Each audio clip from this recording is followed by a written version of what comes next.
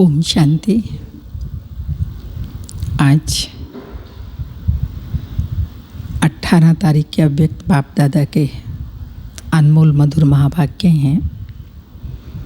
Revise हैं 16/2/88। ये बाबा के शिव जयंती के महावाक्य जो बाबा ने बच्चों के साथ जन्मदिन मनाया और बच्चों ने बाबा के साथ जन्मदिन मनाया। किस प्रकार से बाप और बच्चों का जन्मदिन इकट्ठा होता है वो सुनते हैं।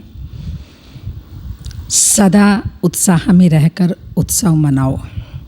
आज विश्वेश्वर बाप अपनी विश्व की श्रेष्ठ रचना और श्रेष्ठ आदि रत्नों से अति स्नेही और समीप बच्चों से मिलन मनाने आए हैं।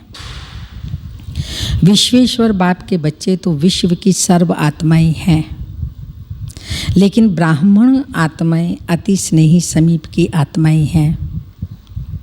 क्योंकि ब्राह्मण आत्माएं आदि रचनाएं हैं, बाप के साथ ब्राह्मण आत्माएं भी ब्राह्मण जीवन में अवतरित हो बाप के कार्य में सहयोगी आत्माएं बनती हैं।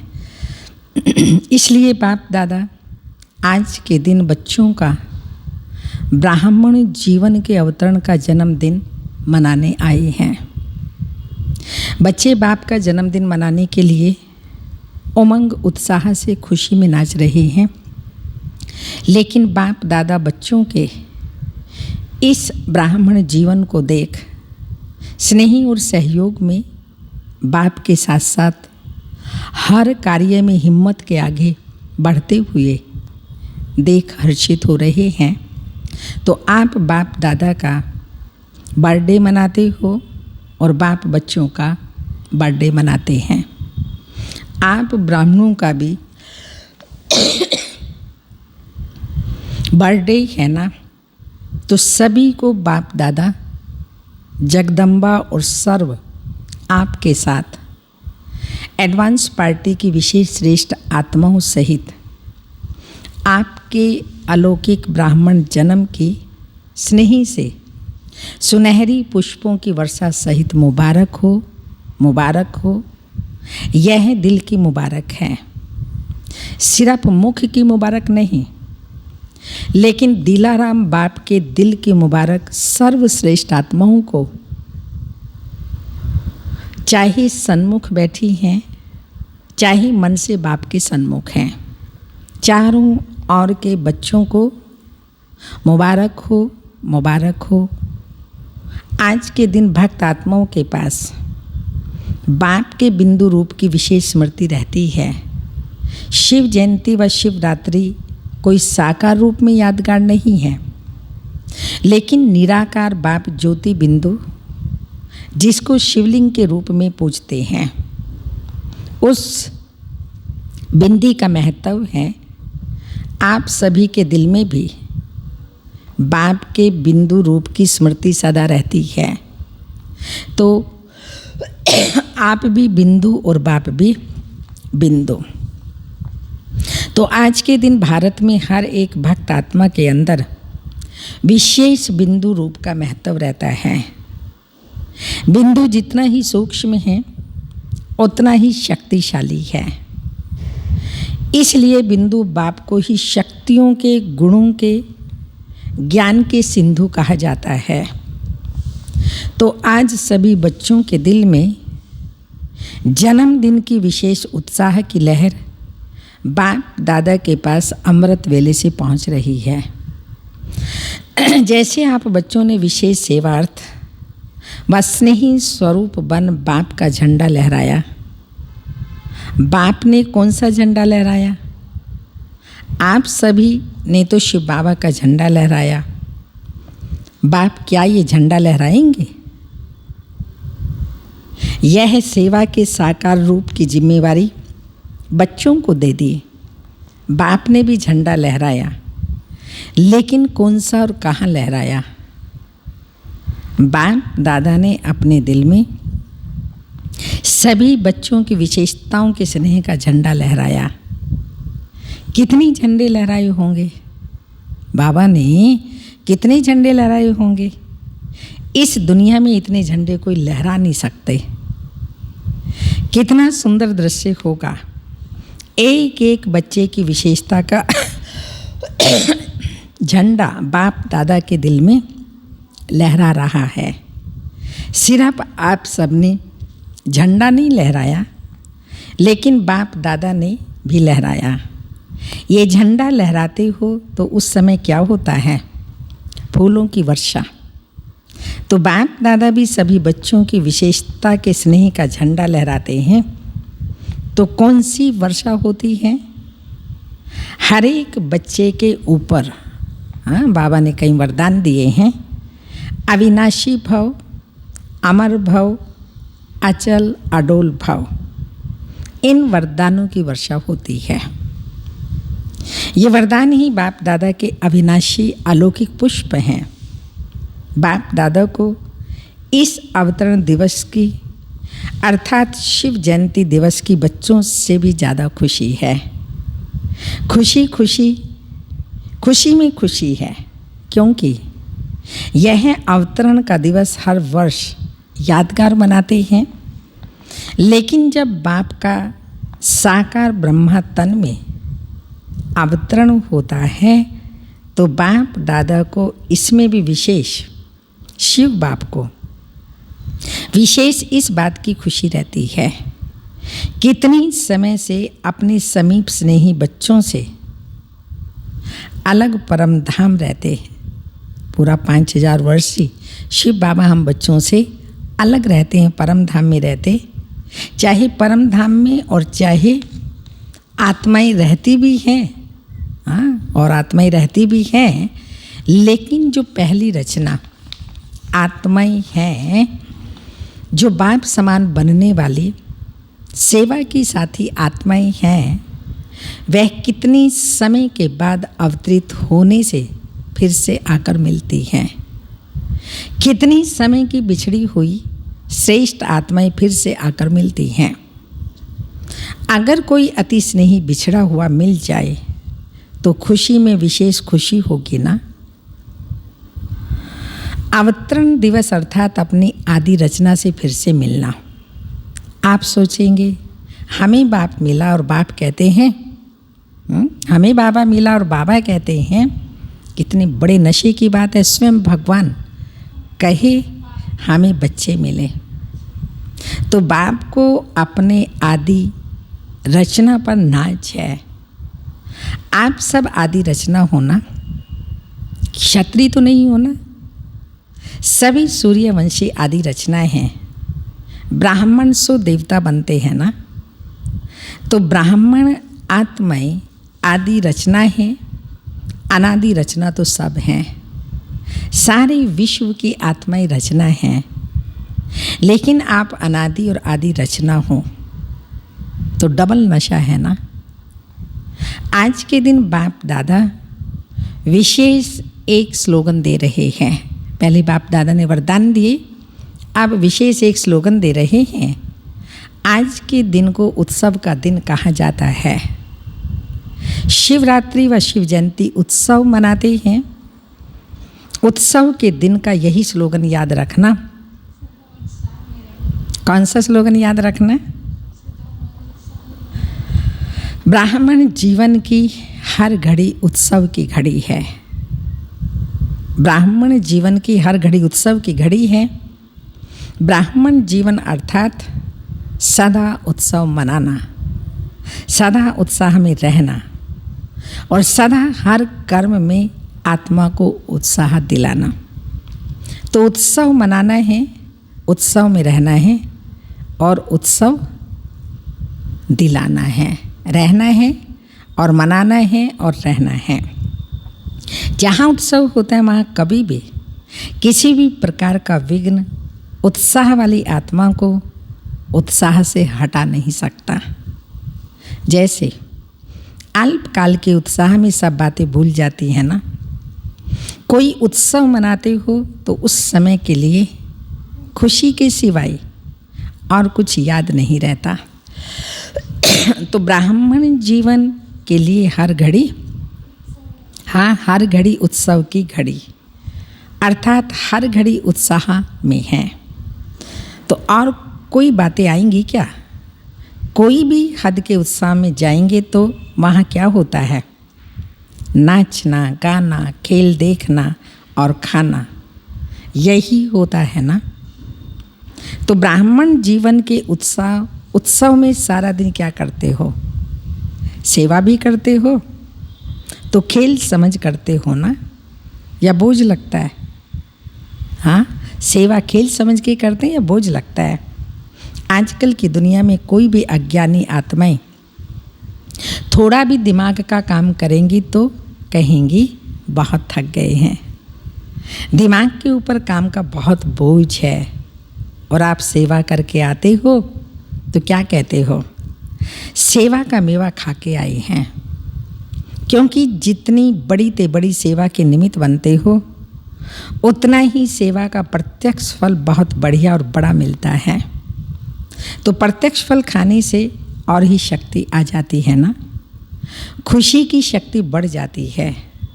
इसलिए चाहे कितना भी शरीर का सख्त कार्य हो व प्लान बनाने का दिमाग का कार्य हो, लेकिन आपको थकावट नहीं होगी।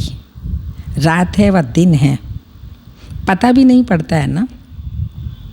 अगर घड़ी आपके पास नहीं होती तो मालूम पड़ता है क्या कितना बच गया? ऐसा ही होता है, अक्सर होता है। लेकिन उत्सव मना रही हो, इसलिए सेवा उत्साह दिलाती है और उत्साह अनुभव कराती है। तो ब्राह्मण जीवन में एक तो सेवा और दूसरा क्या होता है?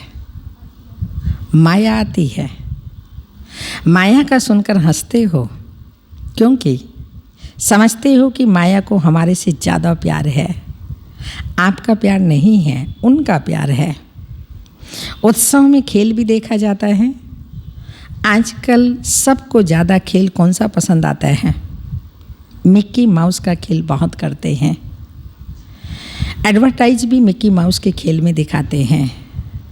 चाहे मैच पसंद करते, चाहे मिक्की माउस का खेल पसंद करते हो, तो यहाँ भी माया आती तो मैच करो, निशान लगाओ।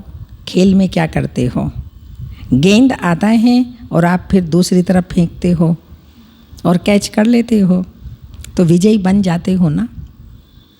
ऐसे ही माया के यह गेंद है। कभी काम के रूप में आते, कभी क्रोध के रूप में, तो यह कैच करो कि ये माया का खेल है। अगर माया के खेल को खेल समझ करो तो उत्साह बढ़ेगा। माया आ गई तो दुखी होंगे, परेशान होंगे, कन्फ्यूज होंगे, कहेंगे विघ्न आ गया। लेकिन ये साइड सीन है, माया का खेल है, मिकी माउस है, तो उस गेंद को कैच करो। माना समझो कि विघ्न आया है बाबा के नज़दीक ले जाने के लिए, विघ्न आया है विघ्न विनाशक बनाने के लिए। तो इसलिए ऐसा समझ करके करेंगे तो उत्साह बढ़ेगा।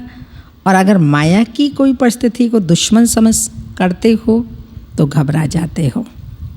मिकी माउस खेल में कभी बंदर आता है, कभी बिल्ली, कभी कुत्ता, कभी चूहा आ जाता है, लेकिन आप घबराते हो क्या?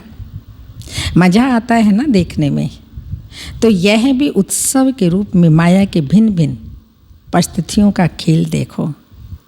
खेल देखने में कोई घबरा जाए तो क्या करेंगे? खेल देखते देखते भी कोई सोच ले कि गेंद मेरे पास ही आ रहा है, मेरे को ही ना लग जाए, तो खेल देख सकेगा? तो खुशी और मज़े से खेल देखो, माया से घबराओ नहीं। एक मनोरंजन समझो, चाहे शेर के रूप में आ जाए, घबराओ नहीं। यही स्मृति रखो, कौन सी? जिससे घबराहट आई ही नहीं, ये स्मृति रखो, ब्राह्मण जीवन की हर घड़ी उत्सव है, उत्साह है। उसी के बीच ये खेल भी देख रहे हैं, खुशी में नाच भी रहे हैं, और बाप के ब्राह्मण परिवार की विशेषताओं के गुणों के गीत भी गा रहे हैं। और इसके साथ साथ ब्रह्मा भोजन भी मज़े से खा रहे हैं। आप जैसा शुद्ध भोजन, याद का भोजन विश्व में किसी को भी प्राप्त नहीं है। इस भोजन को ही कहा जाता है दुख भंजन भोजन, जो सब दुख समाप्त कर दे, मन शक्तिशाली बना दे। इस भोजन को कहा जाता है दुख भंजन भोजन, याद का भोजन। सब दुख दूर कर देता है, क्योंकि शुद्ध अन्न से मन और तन दोनों शुद्ध हो जाता है। इतनी वैल्यू है इस ब्रह्मा भोजन की, इतनी विशेषताएं हैं इस ब्रह्मा भोजन की। अगर धन भी अशुद्ध आता है तो अशुद्ध धन खुशी को गायब कर देता है, चिंता को लाता है। जितना अशुद्ध धन आता है, माना धन आएगा 1 लाख, लेकिन चिंता आएगी पदम गुणा, और चिंता को सदैव चिता कहा जाता है। तो चिता पर बैठने वाले को कभी खुशी कैसे होगी? और शुद्ध मन को शुद्ध बना देता है, शुद्ध अन्न मन को शुद्ध बना देता है, इसलिए धन भी शुद्ध हो जाता है। याद के अन्न का महत्व है, इसलिए ब्रह्मा भोजन की महिमाएं हैं। अगर याद में नहीं बनाते और खाते तो ये अन्न स्थिति को ऊपर नीचे कर सकता है। याद में बनाया हुआ और याद में स्वीकार करने वाला अन्न दवाई का काम करता है और दुआ का भी काम करता है। दवाई और दुआ का दोनों काम करता है ये ब्रह्मा भोजन।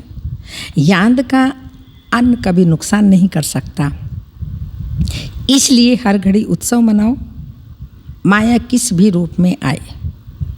अच्छा, मोह के रूप में आती है तो समझो बंदर का खेल दिखाने के लिए आई है। खेल को साक्षी होकर देखो, स्वयं माया के चक्कर में ना आओ। चक्कर में आते हो तो घबराते हो।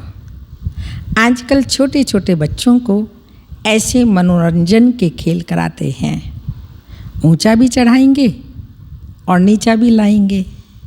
तो यह मनोरंजन है, खेल है। कोई भी रूप में आए, यह मिक्की माउस का खेल देखो। जो आता है वो जाता भी है। माया किसी भी रूप में आती है तो अभी अभी आई और अभी अभी गई। आप माया के साथ श्रेष्ठ स्थिति में चले ना जाओ, माया को आने दो। आप उसके साथ क्यों जाते हो? खेल में होता ही ऐसे है, कुछ आएगा कुछ जाएगा, कुछ बदलेगा। अगर सीन बदलती ना हो तो खेल अच्छा ही नहीं लगेगा। माया भी किसी भी रूप में आए, जो भी सीन आती है वो बदली जरूर होगी। तो सीन बदलती रहे लेकिन आपकी स्थिति ना बदले। सीन बदले मगर स्थिति ना बदले। कोई भी खेल में कोई पार्ट बजाता है तो आप भी उसके साथ ऐसे ही भागने व दौड़ने लग जाएंगे क्या? पार्ट तो वो बजा रहा है, उसको मिला हुआ है वो रोल, हमें थोड़ी मिला हुआ है।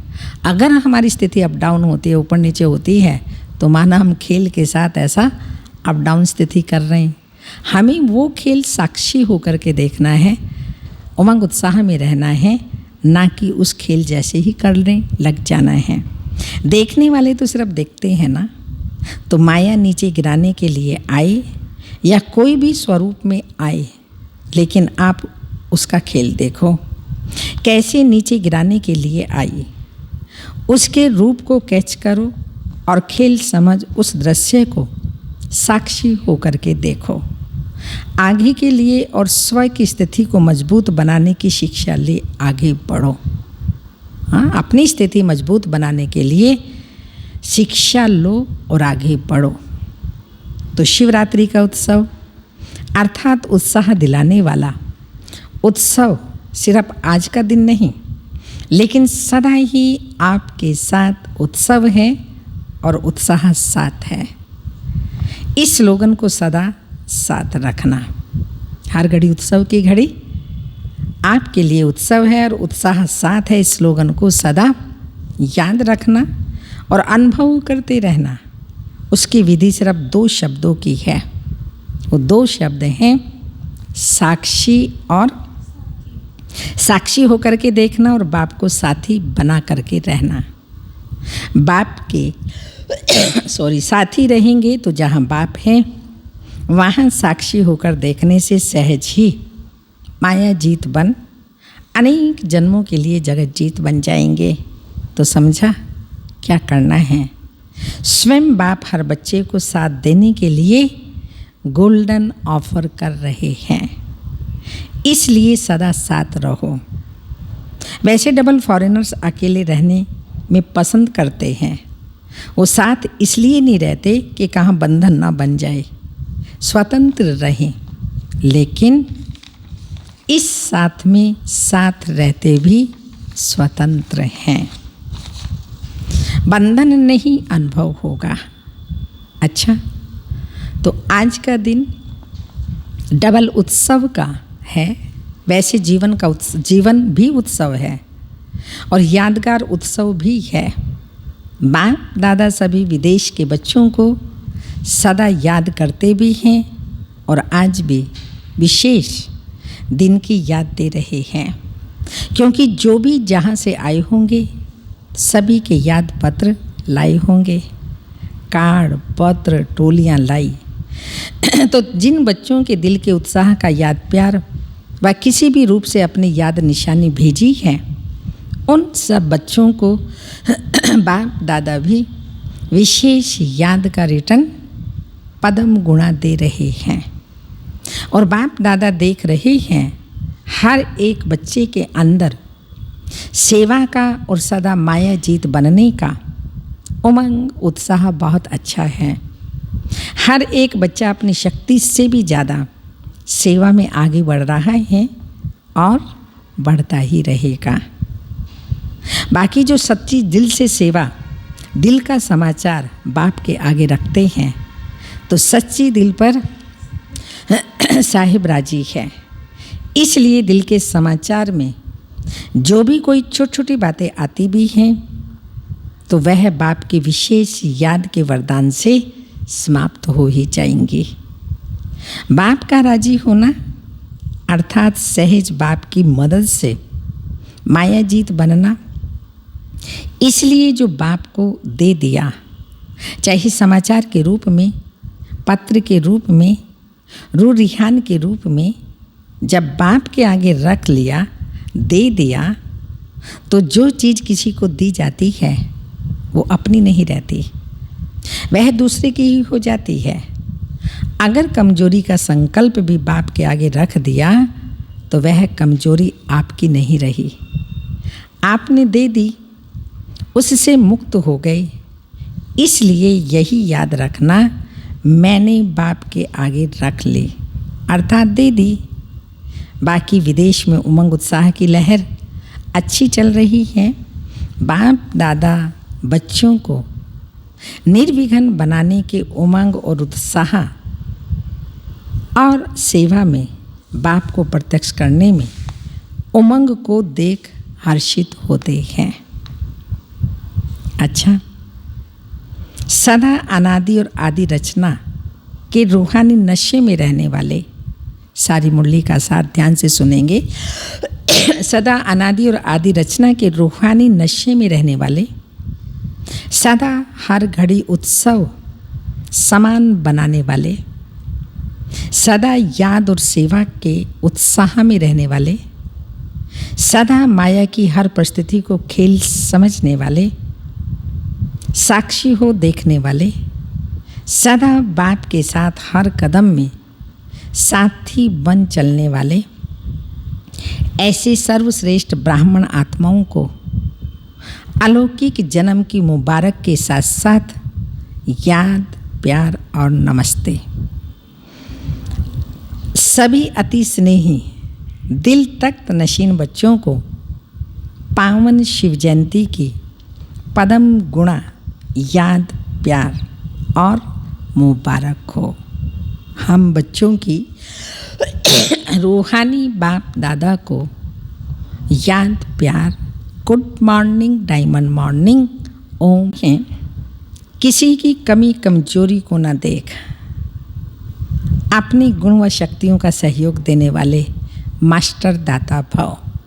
दाता भाव की परिभाषा बाबा ने बताई, किसी की कमी कमजोरी को न देख अपने गुण व शक्तियों का सहयोग देने वाले मास्टर दाता भाव। मास्टर दाता वह हैं जो सदा इस रूहानी भावना में रहते हैं कि सर्व रूहें हमारे समान वर्षे के अधिकारी बन जाएं। किसी की भी कमजोरी को न देख वे अपने धारण किए हुए गुणों का, शक्तियों का सहयोग देते हैं। ये ऐसा ही है। इस भावना की बजाय मैं इसको भी बाप समान बनाऊं, यह शुभ भावना हो। साथ साथ यही श्रेष्ठ कामना हो कि यह सर्व आत्माएं कंगाल, दुखी, अशांत से सदा शांत, सुखी, सुख रूप में माला माल बन जाएं। तब कहेंगे मास्टर दाता। स्लोगन: मनसा वाचा कर्मणा, सेवा करने वाले ही निरंतर सेवाधारी हैं। मनसा वाचा कर्मणा, सेवा करने वाले ही निरंतर सेवाधारी हैं। उनके हर श्वास में सेवा समाई हुई है। सूचना है, आज मास का तीसरा रविवार अंतर्राष्ट्रीय योग दिवस है। बाबा के सभी बच्चे सायं 6:30 से 7:30 बजे तक विशेष अपने आकारी स्वरूप में स्थित हों। बाप दादा के साथ ऊंची लाइट की पहाड़ी पर खड़े हो पूरे विश्व को पवित्रता की किरणें देकर प्रकृति सहित सर्व आत्माओं को सतो प्रधान बनाने की सेवा करें। प्रकृति सहित सर्व आत्माओं को सतो प्रधान बनाने की सेवा करें। आप चाहें तो आश्रम आ सकते हैं, और अगर नहीं तो अपने अपने स्थानों पर बैठकर इसी टाइम 6:30 से 7:30 बजे तक 1 घंटा विशेष तपस्या भट्टी करें और सर्व आत्माओं को, प्रकृति को सतो प्रधान बनाने के लिए मनसा सेवा वाइब्रेशंस दें। आज की तपस्या की पॉइंट है, जैसे दुखी आत्माओं के मन में यह आवाज़ शुरू हुआ है कि अब विनाश हो, वैसे ही आप विश्व कल्याणकारी आत्माओं के मन में यह संकल्प उत्पन्न हो। उनके मन में है विनाश हो, लेकिन आपके मन में ये संकल्प उत्पन्न हो कि अब जल्दी ही सर्व का कल्याण हो। विनाश का मतलब है परिवर्तन, और परिवर्तन है जो अशांत दुनिया है, दुखी दुनिया है, नरक है, इसको स्वर्ग बनाना, शांति की दुनिया बनाना और सर्व का कल्याण हो। ये हमारे संकल्प उत्पन्न हों और फिर उनको साकार में लाएं, तभी ही समाप्ति होगी। विनाशकारियों को कल्याणकारी आत्माओं के संकल्प का इशारा चाहिए। इसलिए अपने एवर रेडी बनने के पावरफुल संकल्प से ज्वाला रूप योग द्वारा विनाश ज्वाला को तेज करो। ज्वाला रूप संकल्प द्वारा विनाश ज्वाला को तेज करो।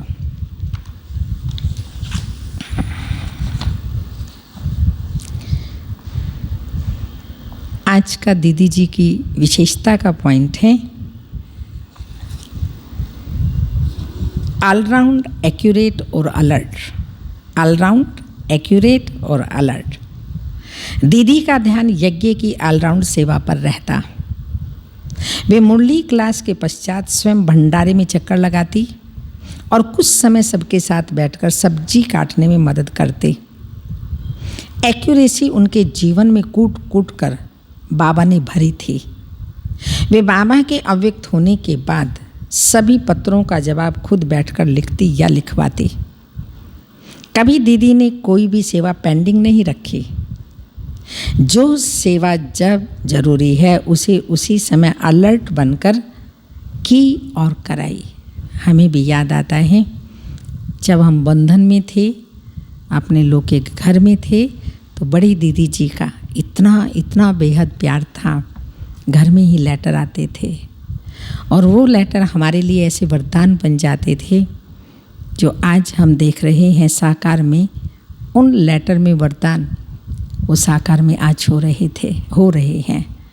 दीदी जी की ये बात सदा याद रहती है आज भी, जो दीदी जी हमेशा कहा करती थी, एक बल, एक भरोसा, एक सहारा।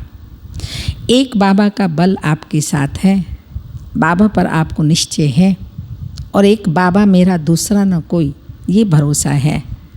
आपकी कोई भी कार्य में सफलता ना हो ऐसा नहीं हो सकता। ऐसे मीठे मीठे प्यार भरे, शिक्षाओं भरे, वरदानों से भरे पत्र दीदी जी सबको स्वयं लिखती थी।